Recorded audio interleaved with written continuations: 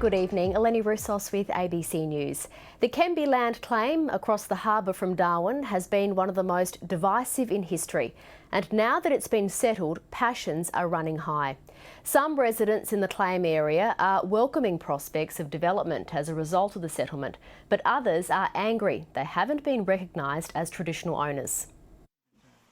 This sacred waterhole is called Darwin. Locals look after its pristine blue waters and teach their children about its cultural significance. Now that the Kenbi Land Claim has been resolved, this waterhole will be handed back to traditional owners. My connection is I was born here, and I've got a name for this country where I was born. It means a lot to me. But Anne Maureen is not recognised as a traditional owner to the claim because she, like thousands of other Aboriginal people in the area, weren't able to legally prove their spiritual responsibility to the land. Yesterday, the claim was settled after 37 years because the Northern Territory government and traditional owners signed a fishing compensation package.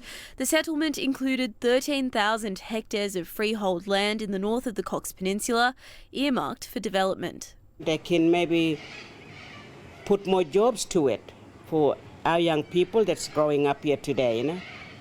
Like my grandchildren, they're growing up. But the freehold land will be managed by the Larrakia Development Corporation, which has suffered from insolvency and a lack of trust from locals.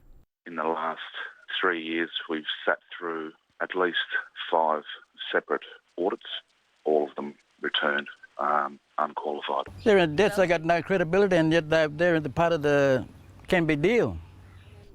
Tibby Quall is one of the people left off the claim. He's disappointed its settlement means he has no prospects to change his place in it. They didn't want to recognise us, our families, anymore. They put us in a melting pot with the big Larrakia group. We're on one of the most populated parts of the Cox Peninsula, adjacent to the Wagite Beach community. There's also the Aboriginal community of Darwin. But the Territory government hopes that 13,000 hectares of land that was agreed to in the settlement will be used for development and the growing population of Darwin, turning the Cox Peninsula's small town charm into a thriving new place. Avani Dias, ABC News.